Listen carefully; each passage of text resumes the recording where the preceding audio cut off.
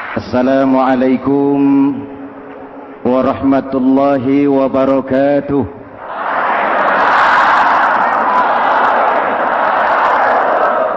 Alhamdulillah wassalatu wassalamu ala Rasulillah Sayyidina Muhammad ibn Abdullah wa ala alihi wa sahbihi wa mawala, amma ba'du.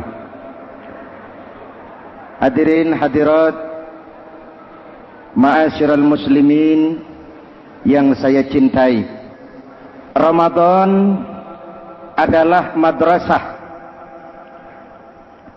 sekolah, tempat di mana kita banyak sekali belajar tentang hidup dan kehidupan, supaya kita lebih siap menghadapi hidup, supaya kita punya wawasan, supaya kita mampu melihat persoalan jauh ke depan, supaya kita tidak terjebak pada keuntungan sesaat tapi merugikan jangka panjang.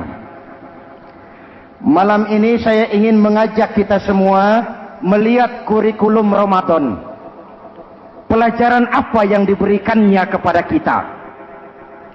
Pertama, Ramadan mengajarkan kita menjadi orang-orang yang sabar, ulet, dan tahan uji. Ini zaman di mana persaingan tajam. Betul?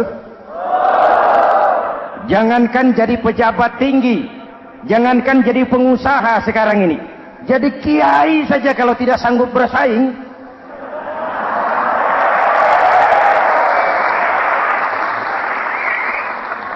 Ini bahasa kasar tapi jujur.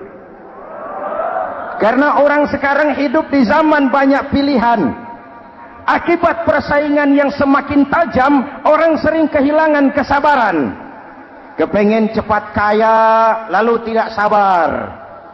Makan renten, nipu orang, buka peternakan tuyul, korupsi. Sekarang ini kan lagi santer Bulog Gate jilid 2. Rupanya memang tajam uang Bulog itu.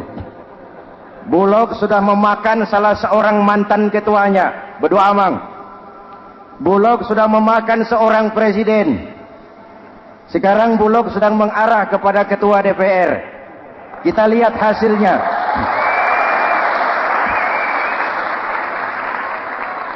Tentu saja kita prihatin, karena kita tahu ekonomi kita sedang sulit.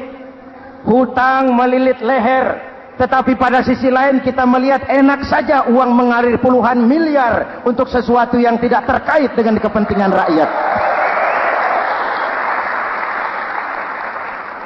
Karena itu puasa mendidik kita sabar. Biar lapar melilit perut, biar haus mencekik tenggorokan. Kalau maghrib belum datang, jangan sentuh makanan, jangan ambil minuman. Sabar. Betul? Ada waktunya. Lalu lintas itu macet karena kendaraan besar tidak mau ngalah, kendaraan kecil tidak tahu diri. Betul? Antrian di pasar kacau karena yang sudah dapat nggak mau minggir, yang di belakang dorong-dorong. Betul? Dimanapun antrian kacau, Bung. Kalau yang sudah dapat mau dapat lagi, yang nunggu kelamaan, akhirnya dorong-dorongan, kacaulah kehidupan sosial. Puasa melatih kita sabar. Karena sebagai bangsa kita punya latar belakang sejarah. Kita ini bangsa yang ditempa oleh segala macam kesulitan. Kita 350 tahun dijajah Belanda, sulit. Setelah merdeka, kita dirongrong oleh berbagai macam pemberontakan, susah. Lalu PKI berontak, susah lagi. Lalu berdiri Orde Baru, lama-lama, susah lagi. Orde Baru selesai, muncul reformasi, masih susah juga. Kita bangsa yang ditempa oleh kesulitan, bangsa yang tahan bantingan, bukan bangsa yang cengeng. Karena itu mari kita menjadi diri kita. Kita akan gagal kalau kita mau jadi orang lain. Kita akan gagal kalau kita hidup di bawah bayang-bayang orang lain. Jadilah kita diri kita sendiri. Sabar, ulet, dan tahan uji. Inilah kurikulum pertama dari pelaksanaan ibadah puasa. Sehingga dengan dibekali sifat sabar, kita bisa mengendalikan diri. Manusia hebatnya ya. Ayo kita banding-bandingkan. Malaikat, binatang, manusia. Malaikat tidak diberi nafsu, hanya diberi akal. Kalau malaikat tidak pernah salah, wajar. Jibril nggak pernah korupsi ayat. Ini ada ayat bagus, saya pakai sendiri saja ini. Tidak. Malaikat maut tidak pernah salah adres mencabut nyawa orang yang belum waktunya mati. Tidak pernah. Dan itu wajar. Malaikat makhluk tanpa alternatif. Secara instinktif dia diciptakan untuk taat. Sebaliknya binatang diberi otak tapi tidak diberi akal. Binatang hanya diberi nafsu. Kalau binatang tiap hari salah, wajar. Ayam kalau sudah datang syahwatnya, tidak usah menoleh, ini banyak orang apa tidak? Betul. Kuda keliling kota tidak pakai celana, tenang saja. Betul. Dan wajar, namanya juga binatang. Sedangkan manusia diberikan akal dan diberikan nafsu. Tiap hari terjadi perjuangan. Kadang akal menang, kadang nafsu yang menang. Ketika akal menang, kita lebih tinggi dari malaikat. Ketika nafsu yang menang, kita lebih rendah daripada binatang. Hadirin yang saya cintai, itu pelajaran pertama, sabar, ulet, tahan uji. Lalu pelajaran yang kedua, melahirkan sikap istiqamah, punya stabilitas temperatur batin, istilah sekarang. Soal istiqamah ini saya tidak akan menjelaskan pengertiannya, saya mau cerita saja. Mau dengar nggak? Ini tentang istiqamah. Dalam satu pertempuran, Jenderal Salahuddin Al-Ayyubi bersama tentaranya, tentara Islam, pernah mengalami kekalahan. Karena kalah, banyak yang ditahan jadi tawanan orang-orang kafir, beberapa perwira dan banyak ofsir. Tercatatlah ada 3 orang ofsir jadi tawanan raja kafir ini. Satu hari raja kafir musyawarah dengan perdana menterinya. Perdana menteri, saya tuan raja, ini tawanan Islam ini enaknya diapain? Kalau enaknya sih dibunuh saja tuan raja, selesai urusan. Soal bunuh sih gampang, Perdana Menteri. Maksud Tuan Raja, bujuk saja agar dia meninggalkan Islamnya, ikut ke agama kita. Nanti kita kasih hadiah. Begitu. Iya, baiklah. Besok saya sidang 3-3-nya. Besoknya, ini 3 ofsir disidang di tempat terbuka langsung oleh Perdana Menteri. Mula-mula dipanggil ofsir pertama. Ofsir pertama, ya Perdana Menteri, sini. Baik. Kamu tahu kamu siapa? Tahu. Siapa kamu? Tawanan. Iya, kalau tawanan bisa diatur kan? Diatur bagaimana? Kamu mau nggak ikut saya bersama Tuan Raja meninggalkan Islam agamamu, mengkhianati saudara-saudaramu sebangsa, setanah air, sekeyakinan? Ikut dengan saya, tinggalkan Islam. Nanti kamu akan saya angkat jadi pejabat tinggi, gaji cukup, rumah cukup, kendaraan cukup, istri cukup. Tapi kalau kamu menolak, kamu akan saya bunuh. Tuan Perdana Menteri, iya. Apa Anda menyangka selama ini saya berjuang karena kepengen kedudukan yang tinggi? Nih. Tuan menyangka saya berjuang ini karena kepengen harta yang banyak, jaminan hari depan yang memadai? Tidak, Tuan Perdana Menteri. Saya tinggalkan keluarga, kampung halaman, sanak famili, handai taulan. Saya jihad karena mengharap ridho Allah Subhanahu wa ta'ala. Tapi sekarang kamu tawanan kan? Itu resiko perjuangan. Kamu tidak mau meninggalkan Islam? Tidak. Kamu akan saya bunuh. Silakan. Kamu tidak takut mati? Tidak. Kamu berani? Dari kemarin. Apa dikira baru sekarang saya berani? Tuan Perdana Menteri, saya berharap memang saat-saat seperti ini bisa saya temukan. Ibadah saya sedikit, sholat saya kurang, puasa saya kurang. Barangkali dengan jihad saya bersimbah darah, mati di tangan Tuhan, Allah akan mengampuni dosa-dosa saya dan saya dapat tiket untuk mencapai keridhaannya.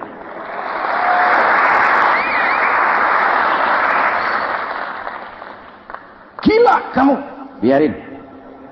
Kalau ini Tuhan anggap gila, saya bisa berbuat lebih gila dari ini. Saya bunuh kamu, bunuh.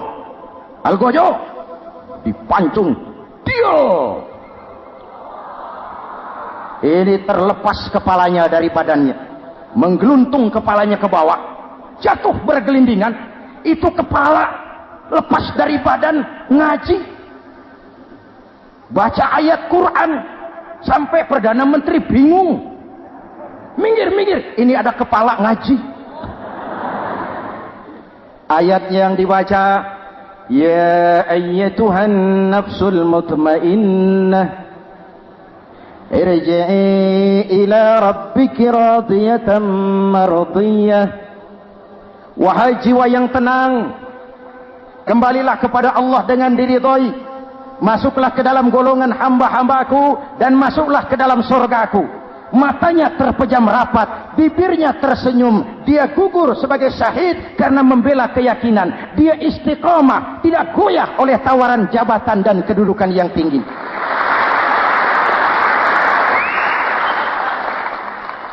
Perdana Menteri geleng kepala, dasar orang Islam. Panggil officer kedua. Officer kedua, ya Perdana Menteri. Kamu sudah lihat temanmu yang barusan? Sudah. Mati kan? Mati. Kamu bagaimana? Mau tetap berjuang untuk Islam atau ikut kami? Jabatan tinggi, kedudukan tinggi, rumah tinggi.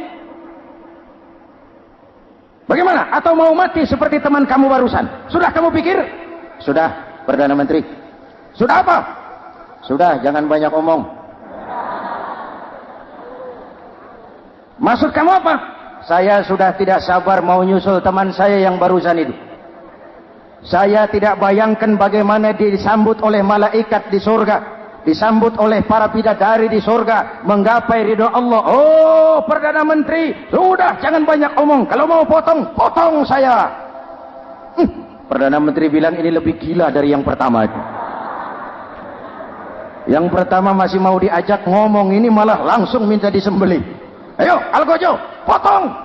Potong lagi. Deal. Terpisah lagi kepalanya dengan badan, jatuh ke bawah, menggeluntung, ngaji lagi. Ayatnya yang dibaca, wujuhun yawma izin nadirah ila rabbiha nazirah.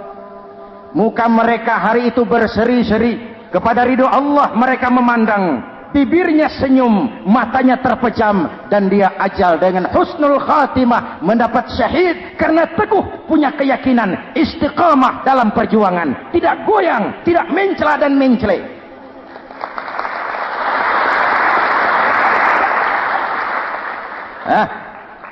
Officer ketiga, sini. Siap, Perdana Menteri. Kamu sudah lihat nasib dua orang teman kamu? Sudah. Mati kan? Mati. Kamu mau seperti dia? Oh, tidak, Perdana Menteri. Saya tidak mau mati. Daripada mati kan lebih baik hidup. Kamu mau ikut saya? Mau, Perdana Menteri. Mau. Gaji besar, rumah besar, kendaraan besar, istri.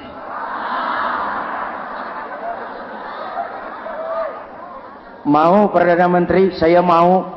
Daripada tidak jadi apa-apa, kan lebih baik jadi apa-apa. Daripada tidak punya apa-apa, kan lebih baik punya apa-apa. Oh, jadi kamu selama ini berjuang karena mau cari apa-apa? Iya. Bagus. Nanti saya musyawarah sama Raja. Kamu diangkat jadi bupati di mana? Tunggu ya. Perdana Menteri laporan, Tuan Raja. Ya. Ini officer ketiga kelihatannya baik ini. dia mau mengkhianati teman-temannya, sebangsa, setanah air, sekeyakinan, mengkhianati bangsanya, meninggalkan agamanya, dia mau ikut kita angkat jadi pejabat. Di mana dia? Raja senyum. Oh, soal angkat mengangkat sih gampang, Perdana Menteri. Cuma saya pikir-pikir opsi ketiga ini kok tegel-tegelin, kok sampai hati ya.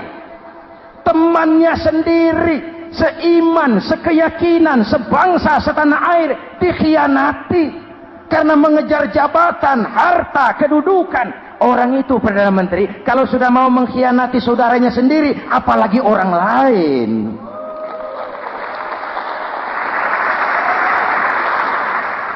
Ini opsi ketiga, ini opsi bejat. Anda bayangkan temannya sendiri dikhianati, nanti kalau ada kesempatan kita ditikam dari belakang.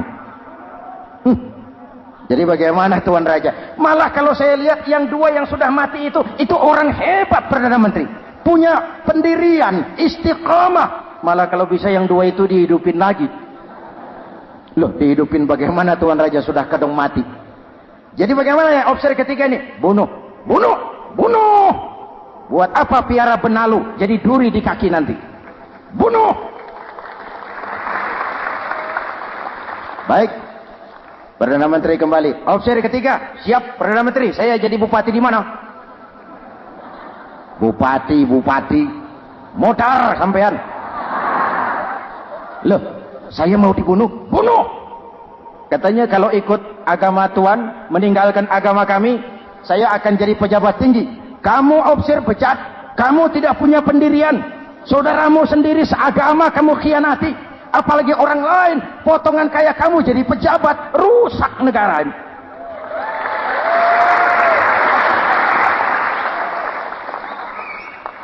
Hadirin hadirat yang berbahagia, saya lanjutkan cerita ini, nanti kesimpulan diambil sendiri-sendiri. Jadi saya mau dibunuh, Tuan Perdana Menteri. Ya, kamu mau dibunuh. Tidak jadi pejabat. Tidak. Kamu bejat. Bejat kok mau jadi pejabat. Nanti juga kalau kamu jadi pejabat, paling kerjamu memperkaya dirimu sendiri. Paling banter keluargamu dan golonganmu. Rakyat tetap saja tidak terurus.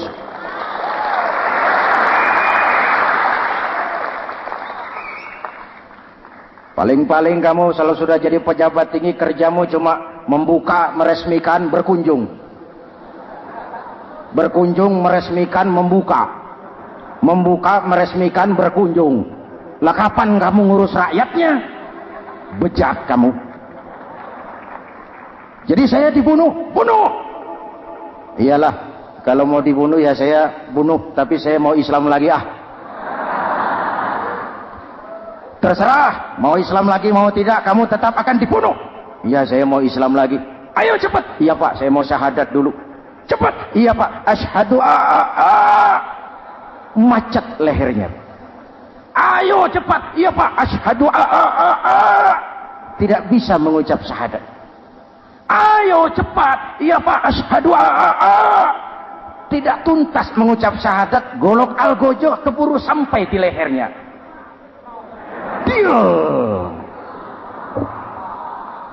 Darah mancur, pisah kepala dengan badan, menggeluntung ke bawah.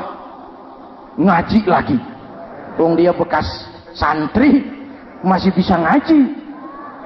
Cuma ayat yang dibaca lain sama dua temannya tadi. Ayat yang dibaca, afaman haqqa alaihi kalimatul azab, afaman haqqa alaihi kalimatul azab, afa anta tunkizu man finnar. Ini ayat yang dibaca. Orang yang memang sudah dapat vonis akan mendapat azab, bisakah kamu menyelamatkan dia dari neraka? Bertahun-tahun berjuang di bawah bendera Islam untuk kejayaan Islam, di akhir hayatnya dia tergoda oleh kedudukan dan harta, oleh jabatan dan pangkat. Ia bergeser, imannya rapuh, hilang istiqomahnya, ditinggalkan agamanya, dan dalam keadaan begitu dia mati. Dia su'ul khatimah. Na'udzu. Hadirin, apa guna saya ungkapkan ini? Mari kita belajar, perlu stabilitas temperatur batin. Saya sering katakan, berapa banyak orang waktu di bawah teriak-teriak, berantas korupsi, ganyang korupsi, sikat korupsi, cuma karena belum dapat kesempatan. Begitu dapat kesempatan, korupsinya lebih gila dari yang dia teriaki. Betul? Waktu di bawah rajin baca ayat kursi, dapat kursi, lupa sama ayat. Betul? Betul? Ini yang memerlukan sikap istiqamah, konsisten. Hanya dengan semangat seperti ini, maka kita tidak akan goyah oleh tantangan yang bagaimanapun beratnya. Hadirin yang saya muliakan, Allah berjanji, orang-orang yang beriman, kemudian beristiqamah, tatanazzalu alaihimul malaikatu alla takhafu wa la tahzanu, akan turun kepada mereka malaikat seraya berkata, kamu tidak usah takut, kamu tidak usah sedih, Allah akan memberikan pertolongan kepada orang-orang yang istiqamah. Ayo kita tetap istiqamah melaksanakan ibadah hanya kepada Allah Subhanahu wa ta'ala. Nah, yang ketiga, ikhlas. Allahumma lakasumtu, untuk engkau saya berpuasa. Orang mau puji atau tidak bukan soal, orang mau lihat atau tidak bukan soal. Kalau sudah berbuat, yang penting karena Allah saja. Keikhlasan itu, kalau amal kita adalah jasad, ikhlas adalah roh. Saudara, hari Jumat jam 9 pagi sudah berangkat ke masjid. Apa tidak bagus? Bagus. Sarungnya baru. Samarinda kelas BHS. Sajadah tebal. Tasbih panjang. Jam 9 sudah berangkat. Iya. Padahal sholat jam 12. Betul. Apa pahalanya besar? Nanti dulu. Itu berangkat jam 9 itu maunya apa? Pameran sarung? Atau di dekat masjid ada janda? Atau apa? Disinilah peran keikhlasan. Keikhlasan itu bukan kata. Malah kalau kita, oh saya ikhlas loh, biasanya tidak ikhlas kalau sudah ngomong begitu. Ikhlas itu amalan batin. Puasa ini menyelamatkan kita dari penyakit riya. Saya ingatkan Al-Ghazali bilang penyakit dua macam, penyakit zahir dan batin. Bedanya apa? Pertama, penyakit zahir yang punya lebih tahu dari orang lain. Tapi penyakit batin orang lain lebih tahu dari yang punya. Kalau kita punya kanker darah tinggi, kita tahu, orang lain tidak.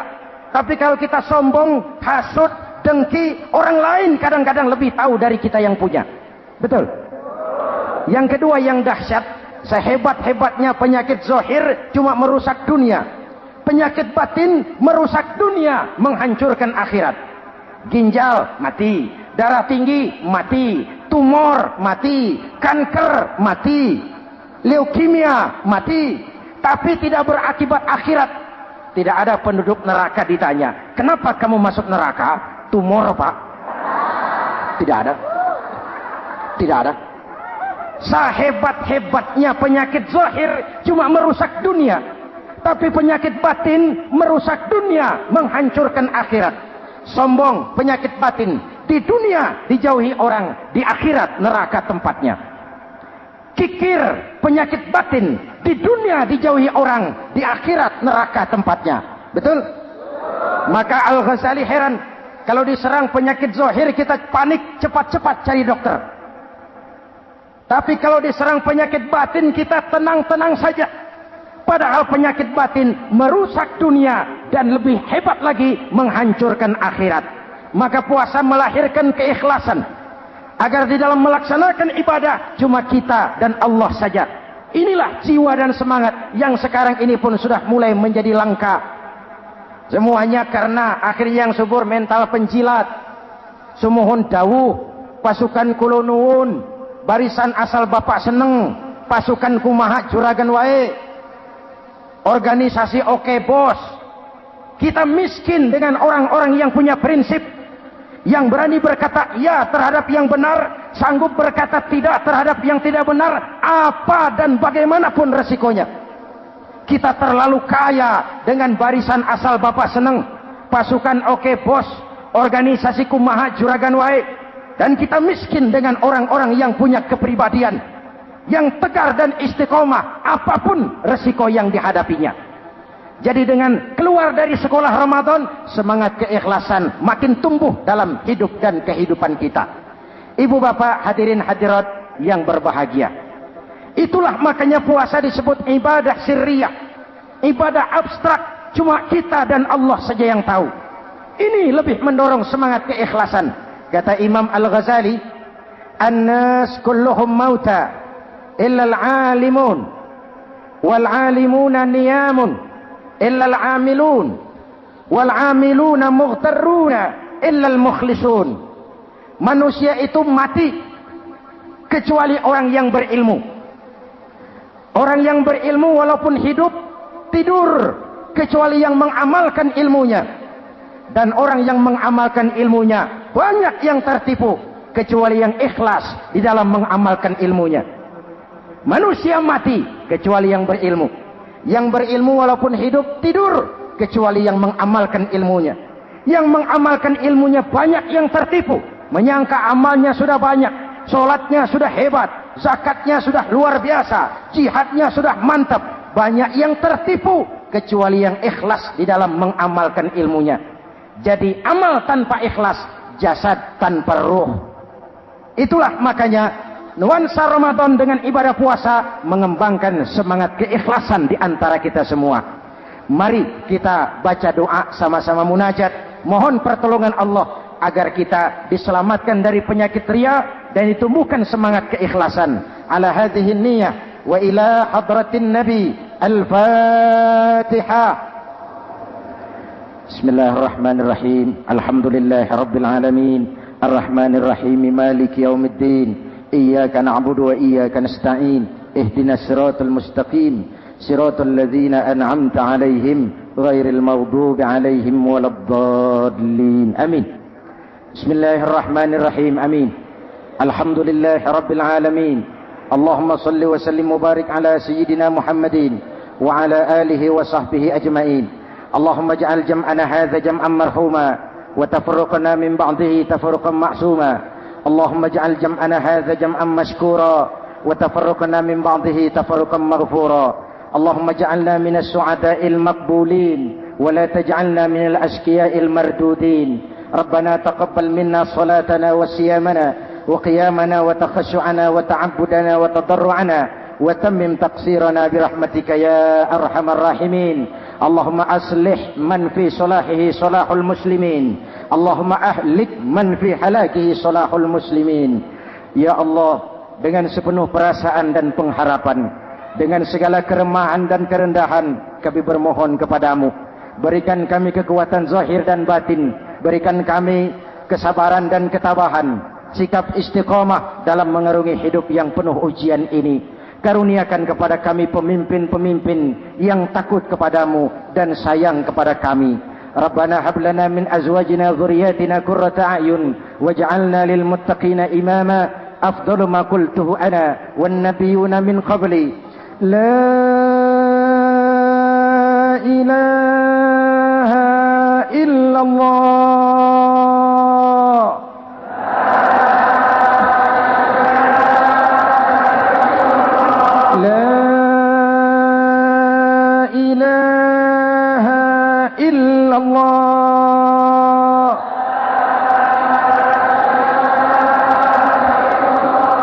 Muhammadur Rasulullah.